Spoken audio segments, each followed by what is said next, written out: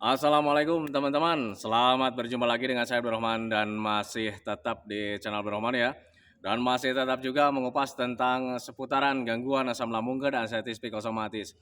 Nah, di season kali ini saya akan share video tentang makanan-makanan yang cocok untuk orang-orang yang terkena gangguan asam lambung dan anxiety psikosomatis. Nah itu teman-teman, nah, makanya bagi teman-teman yang sekarang sedang kebingungan tentang seputaran makanan teman-teman ya, tolong tonton videonya sampai habis, jangan di skip biar kalian nanti mengerti, biar kalian nanti paham dan ketika mengerti dan paham kalian bisa bisa memilahnya. Nah itu teman-teman, nah, makanya tolong tonton videonya sampai habis, jangan di skip. Dan kemudian seperti biasa ya, bagi teman-teman yang baru bergabung, kalau seandainya kalian mau bertanya tentang seputaran gangguan asam lambung dan anxiety psikosomatis, alangkah baiknya kalian tonton dulu video-video saya sebelumnya karena untuk seputaran gangguan asam lambung dan anxiety psikosomatis semuanya sudah saya share teman-teman ya. Dari mulai cerita saya yang terkena gangguan asam lambung dan anxiety psikosomatis, kemudian merasakan 1001 macam sensasi yang sangat tidak nyaman, itu sudah di-share teman-teman ya. Dan kemudian bagaimana cara menangani setiap sensasi yang hadir, itu juga sudah di-share. Nah, makanya biar lebih jelas, biar lebih detail, alangkah baiknya kalian tonton dulu video-video saya sebelumnya. Nah, itu teman-teman ya. Dan kemudian bagi teman-teman yang baru bergabung juga, seperti biasa juga, kalau seandainya kalian belum subscribe channelnya, mohon videonya itu di-subscribe dulu, karena untuk subscribe itu tidak memerlukan biaya, tidak memerlukan pendaftaran. Jadi subscribe itu adalah hal yang sangat mudah sekali bagi teman-teman lakukan ya. Jadi teman-teman itu cukup memijit saja tulisan subscribe, biar kenapa? Jujur ya, biar videonya itu cepat berkembang dengan baik. Dan kalau seandainya videonya itu berkembang dengan baik, sudah barang tentu itu akan menambah semangat tersendiri buat saya untuk terus nge-share tentang seputaran gangguan asam lambung dan anxiety psikosomatis ini terhadap kalian. Kemudian yang lebih penting dan yang lebih utamanya, tekan juga tombol lonceng sama tombol like-nya ya. Biar kalian itu dapat notifikasi atau pemberitahuan video saya yang terbaru. Karena saya itu akan terus nge-share tentang seputaran gangguan asam lambung dan anxiety psikosomatis ini terhadap kalian dengan tujuan semoga saja videonya itu menjadi wasilah atau jalan keluar bagi kalian yang sedang mengalami gangguan asam lambung dan anxiety psikosomatis hingga membaik ya, apalagi sampai sembuh total. Amin ya robbal alamin. Ya minimal hanya memberikan motivasi saja atau lebih minimalnya lagi hanya sekedar menemani kalian yang sekarang sedang merasakan A, B, C, D-nya dari gangguan asam lambung dan anxiety psikosomatis. Nah itu teman-teman ya.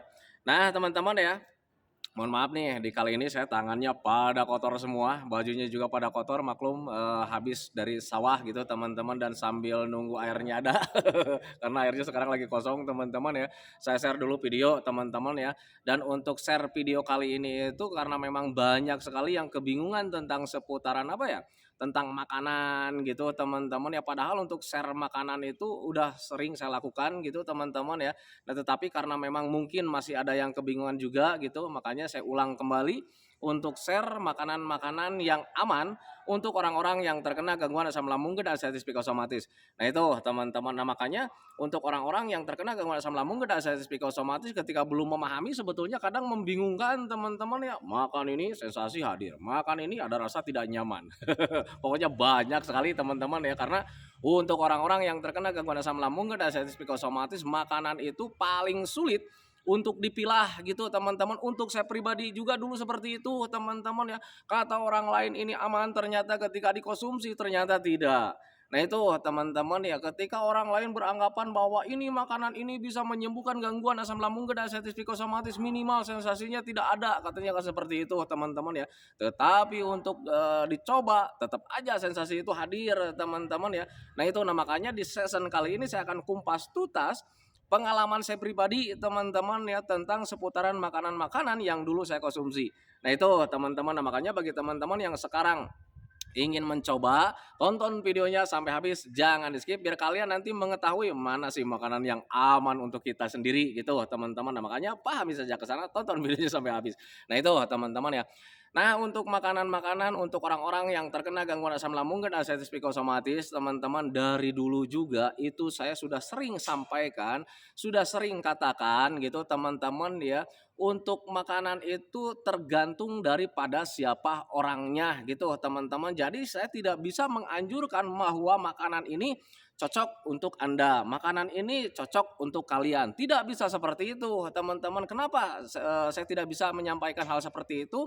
Karena perlu kalian ketahui, teman-teman ya, bahwa setiap orang itu sensitif pencernaannya berbeda-beda, teman-teman ya. Contoh kecil lah, bagi orang-orang normal itu makan udang saja itu nggak semua orang cocok, teman-teman ya. Ada yang enak lahap gitu makannya dan tenaganya makin hadir karena nikmat gitu teman-teman, kemudian dianya suka. Tetapi ada kalanya juga orang itu ketika mengkonsumsi udang itu nggak nyaman, teman-teman ya. Contoh ada gatal-gatal mungkin gitu teman-teman ya, ada bengkak-bengkak. Nah itu teman-teman, jadi setiap orang itu untuk makanan-makanan itu tidak bisa ditentukan, teman-teman, hanya bisa dicoba saja, teman-teman ya. Coba saja teman-teman kalian mengkonsumsi makanan-makanan yang kalian suka, kemudian lihat dulu protein dan vitaminnya, teman-teman ya. Karena untuk orang-orang yang terkena gangguan asam lambung dan sensitif psikosomatis sangat dianjurkan sekali jangan mengandalkan hobi, teman-teman ya, karena hobi itu belum tentu sehat buat kita.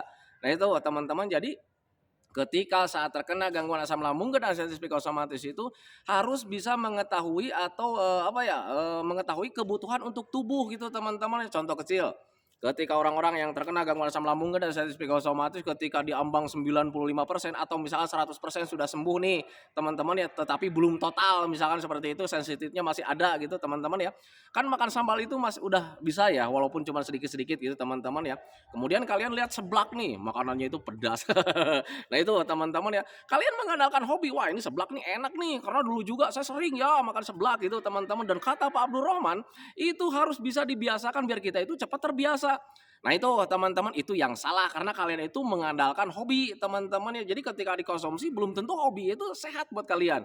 Nah itu teman-teman, dan ketika kalian konsumsi teman-teman akhirnya ada sensasi yang hadir, kalian menyalahkan Abdul Rahman, wah ini gara-gara si Pak Abdul Rahman nih sensasi gua hadir lagi, kan gitu teman-teman ya. Nah makanya mulai dari sekarang itu kalian itu saat terkena gangguan asam lambung dan sensitif psikosomatis, mulailah melihat kebutuhan untuk tubuh kalian, teman-teman. Jangan selalu mengandalkan hobi, teman-teman ya, karena hobi itu belum tentu sehat buat kalian.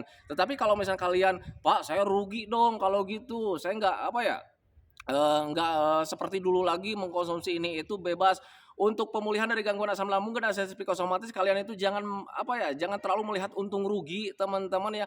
Kalian itu nggak rugi kalau seandainya hobi-hobi sekarang kalian itu hilang untuk sesaat saja, teman-teman ya. Nanti juga ketika kalian sudah sembuh total, mentalnya sudah kembali lagi, medisnya sudah kembali lagi, kalian boleh makan seperti itu, teman-teman. Tetapi dengan catatan nih gitu, teman-teman, hobi itu ya belum tentu sehat. Makanya ketika kalian sudah terkena gangguan asam lambung dan sensitif psikosomatis, kalian itu harus bisa jaga jarak, teman-teman. Jadi hobi kalian terjalani, kesehatan juga kalian dapat terjaga, teman-teman ya. Contohnya seperti apa?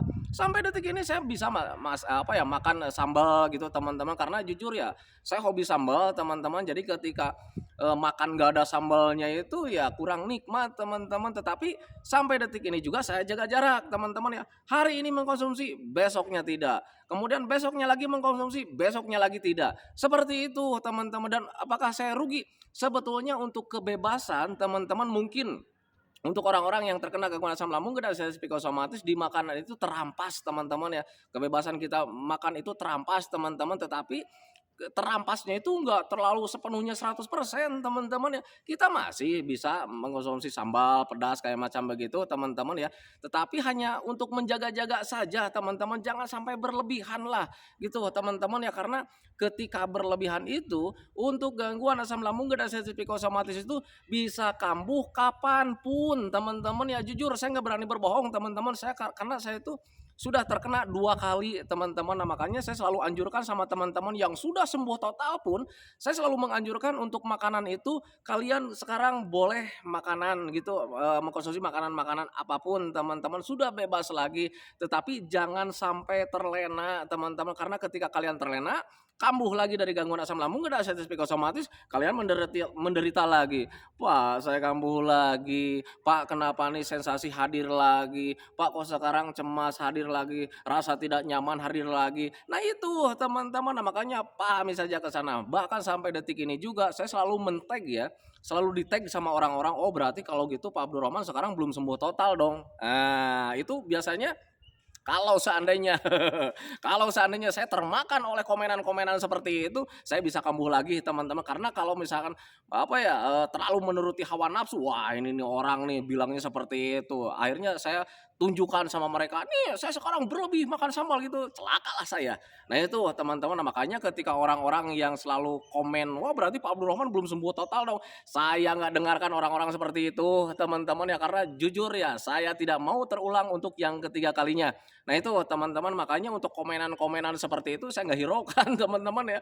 Karena apa ya, ya itu komenan-komenan yang bisa mencelakai saya teman-teman. Nah makanya pahami saja ke sana. Jadi untuk orang-orang yang terkena gangguan asam lambung dan arteritis psikosomatis, ketika kalian sudah sembuh total pun gitu teman-teman ya, kalian harus bisa menjaga teman-teman. Tetapi kalau misalnya sudah sembuh total, dijaganya itu bukan jenis makanannya teman-teman, tetapi kapasitasnya dan durasinya gitu teman-teman. Durasinya jangan sampai keseringan gitu teman-teman. Kemudian kapasitasnya ya jangan berlebihan teman-teman ya, kayak macam kopi.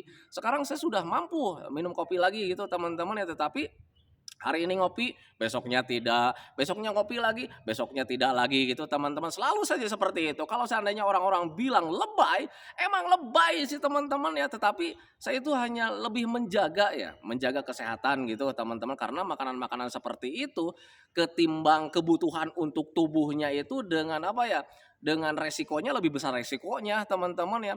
Kafein mungkin kita butuh, tubuh kita teman-teman, tetapi kalau misalnya berlebihan resikonya lebih tinggi teman-teman ya. Kayak macam sambal ya, kita sebetulnya membutuhkan sambal gitu teman-teman ya, untuk apa ya, untuk menambah selera makan gitu teman-teman ya, hanya beberapa persen kan ya keuntungannya, tetapi resikonya lebih besar teman-teman. Pencernaan kita cepat kambuh dengan yang namanya pedas gitu teman-teman. Nah makanya sampai detik ini juga harus bisa menjaga kapasitas dan durasinya. Nah itu teman-teman, nah makanya pahami saja ke sana. Kemudian hubungannya untuk orang-orang yang terkena gangguan asam lambung dan arteritis psikosomatis, ketika belum membaik dari gangguan asam ini, makanan-makanan yang cocok itu yang seperti apa?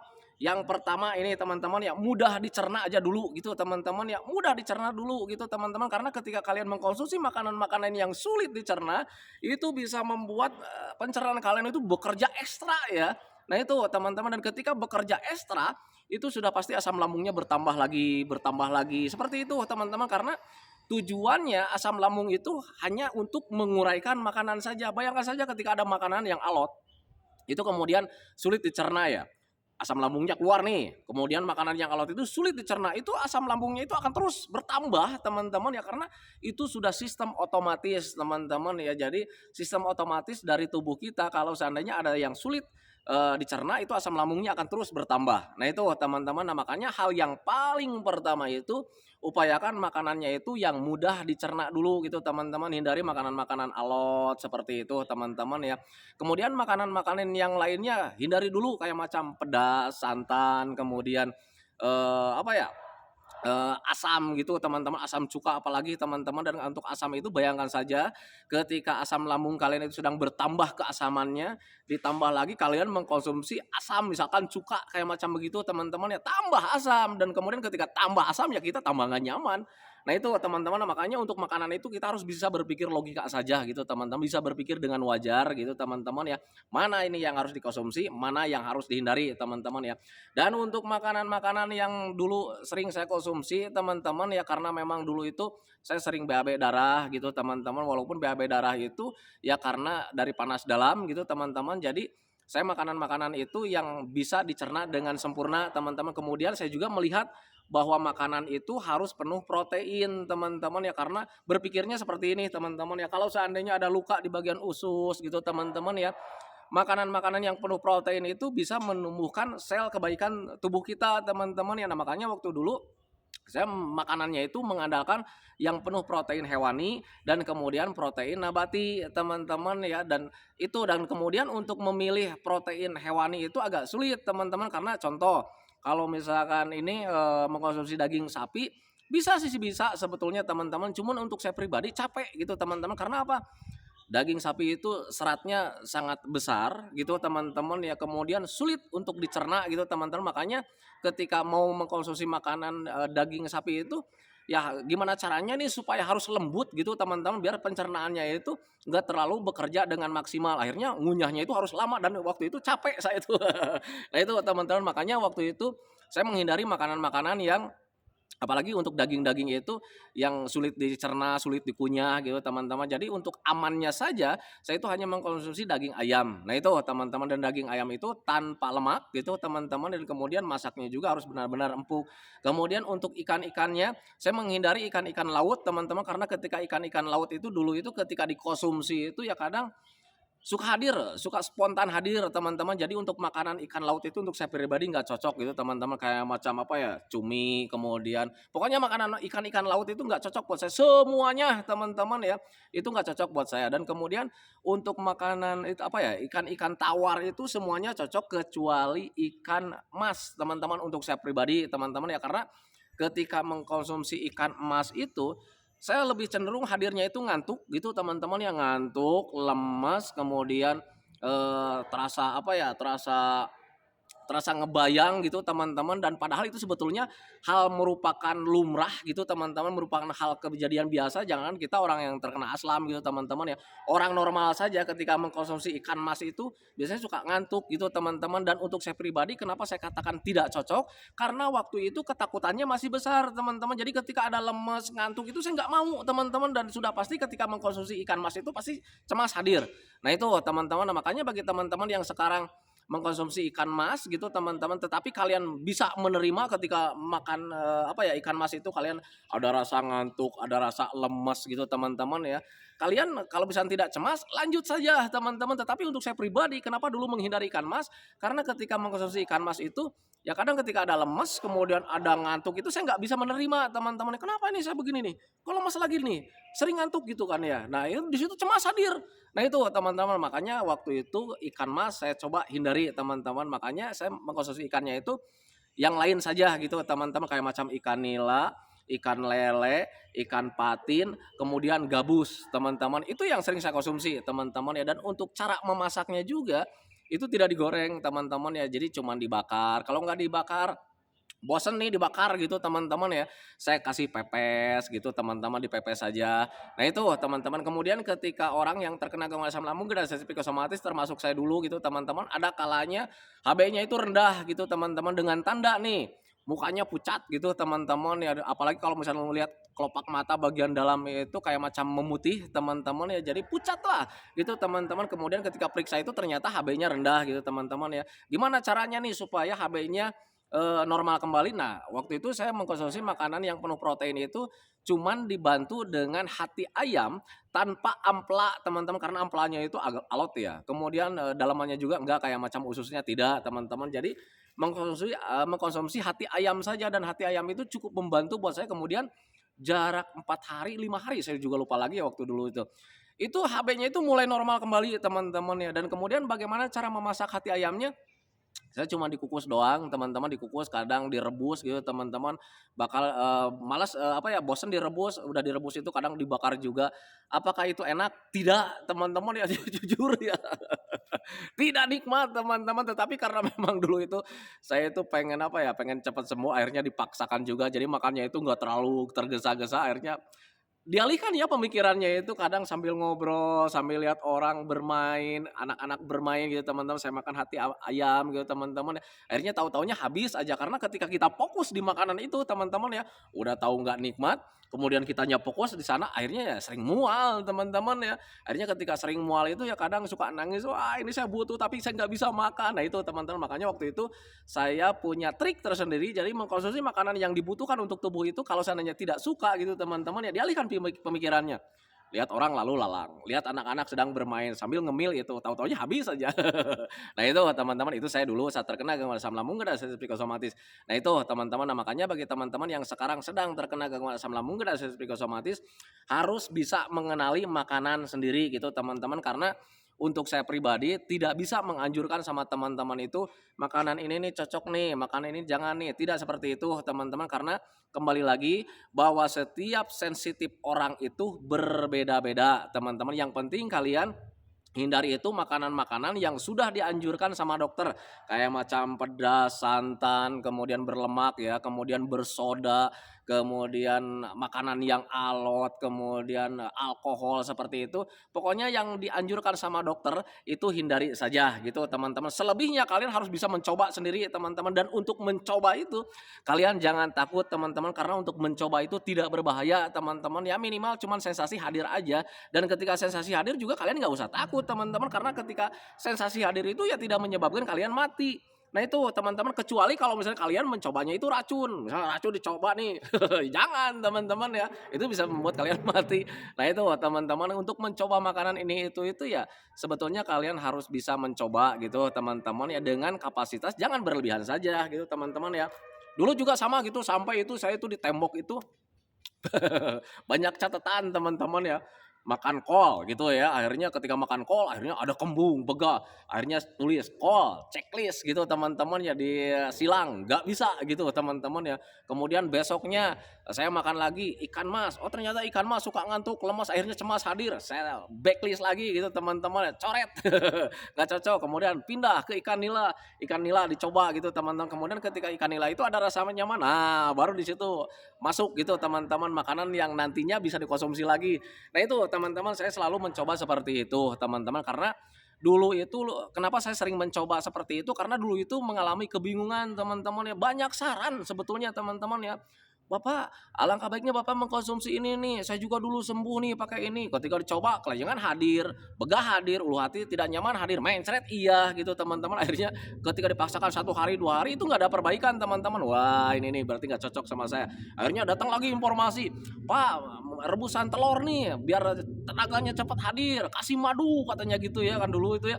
Akhirnya dulu bayangin saja ya, saya mencoba dulu itu rebusan telur gitu teman-teman ya, dikocok ya, direbus, kemudian setelah direbus dikocok, kasih madu, itu buat cemilan, itu ternyata udah rasanya nggak nikmat teman-teman, sensasi hadir, kembung, begah, ternyata telur itu, telur rebus itu bisa menyebabkan apa ya, bisa menyebabkan kembung dan begah. Tengok orang-orang yang normal gitu teman-teman, ketika mengkonsumsi telur rebus itu kentutnya besar. Nah itu teman-teman, dan itu sebagai bukti bahwa ternyata telur rebus itu bisa membuat kalian kembung.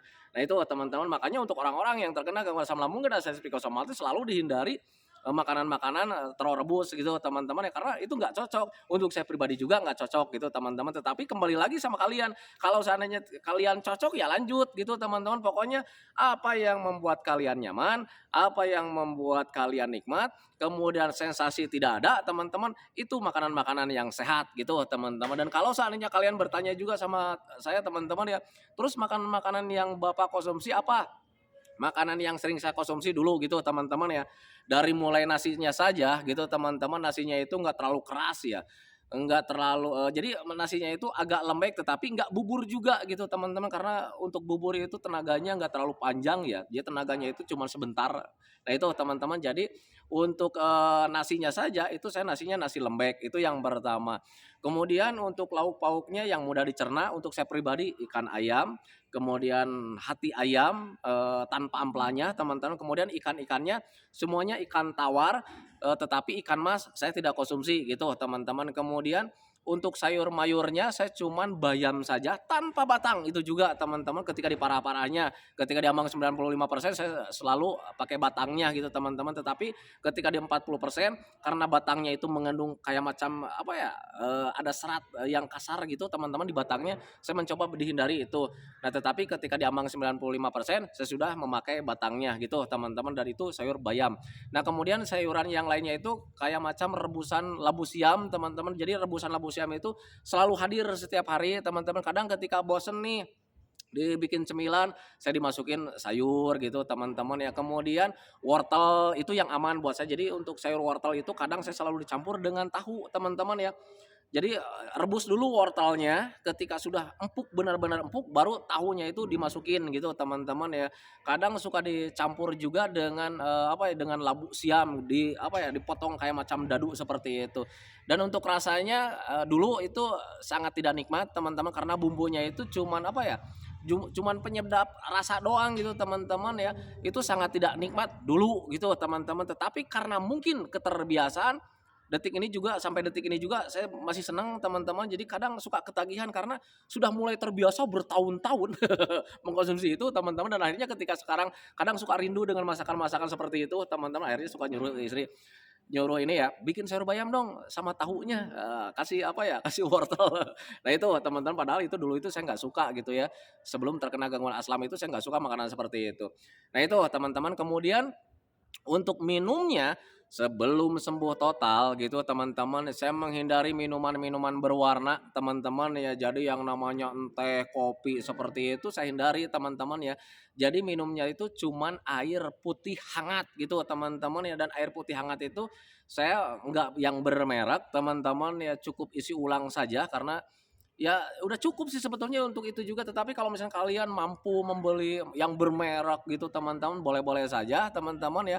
Tetapi catatan jangan pakai pewarna gitu teman-teman, kayak macam teh, kopi seperti itu hindari teman-teman ya kalau seandainya kalian belum sembuh total. Nah itu teman-teman, jadi untuk makanan saya itu sedikit sih sebetulnya ya. Nasi lembek, kemudian lauk pauknya ayam, kemudian dihindari lemaknya gitu teman-teman ya. Kemudian ikannya ikan tawar tetapi nilainya tidak, ikan emasnya tidak gitu teman-teman. Untuk ikan laut saya hindari semuanya teman-teman ya.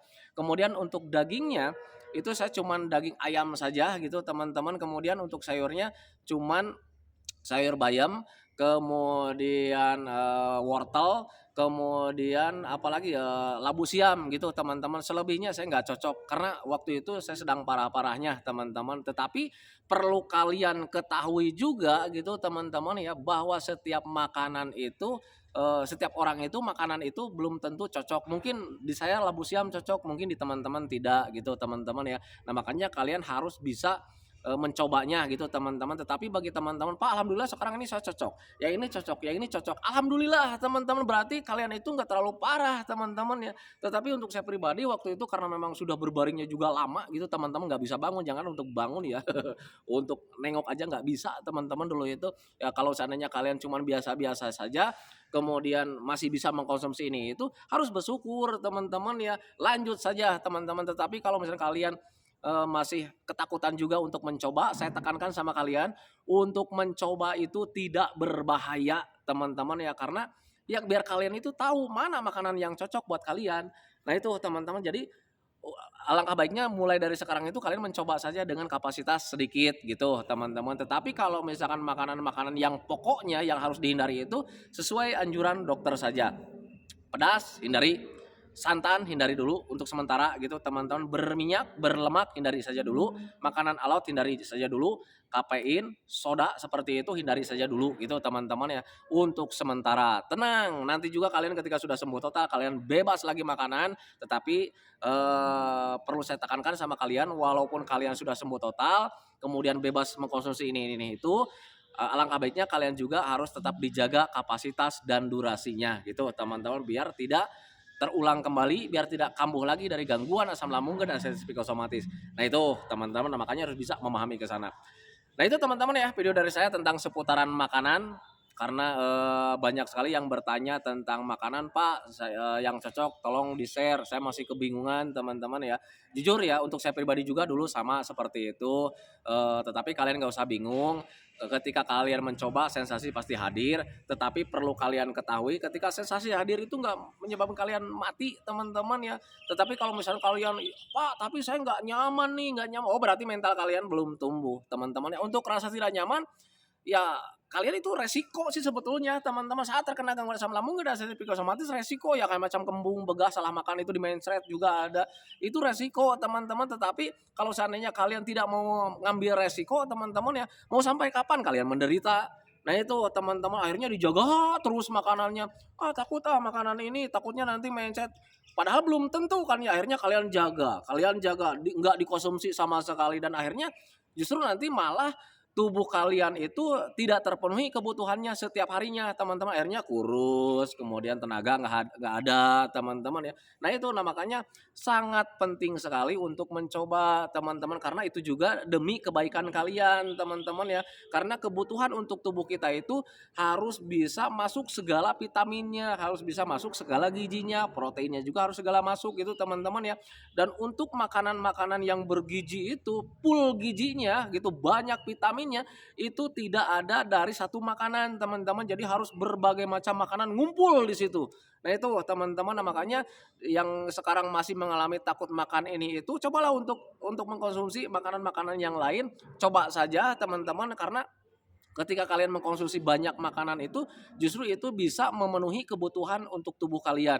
Nah itu teman-teman, jangan takut gitu teman-teman ya, konsumsi saja dengan catatan jangan berlebih karena ketika hanya ya cuma sekadar untuk kebutuhan tubuh itu tidak berbahaya teman-teman ya. Untuk saya pribadi juga dulu sama gitu teman-teman ya. Nah, makanya pahami saja ke sana. Nah itu teman-teman ya videonya, ini durasinya jadi panjang lebar nih. Itulah videonya dari saya tentang seputaran makanan. Semoga saja videonya itu menjadi pencerahan buat kalian. Semoga saja videonya itu menjadi wawasan buat kalian. Ya minimal hanya sekedar menemani kalian yang sekarang sedang merasakan tidak nyamannya dari gangguan asam lambung dan sensasi psikosomatis. Kemudian seperti biasa sebelum saya akhiri videonya saya selalu mendoakan sama teman-teman itu. Semoga saja teman-teman itu cepat sehat lagi, cepat sembuh lagi, cepat kembali lagi keadaan kalian yang dulu, baik semangatnya, moodnya, tertawanya, pokoknya kehidupan kalian yang berwarna itu, semoga saja cepat kembali lagi karena memang saya yakin 100% bahwa keadaan kalian yang dulu itu sangat dirindukan sekali. Nah itu teman-teman, kemudian doakan saya juga teman-teman ya, agar saya itu tetap sehat, tetap kuat, tetap ceria, agar masih bisa tetap menemani kalian. Nah itu teman-teman ya, sentikan videonya teman-teman ya. Assalamualaikum warahmatullahi wabarakatuh.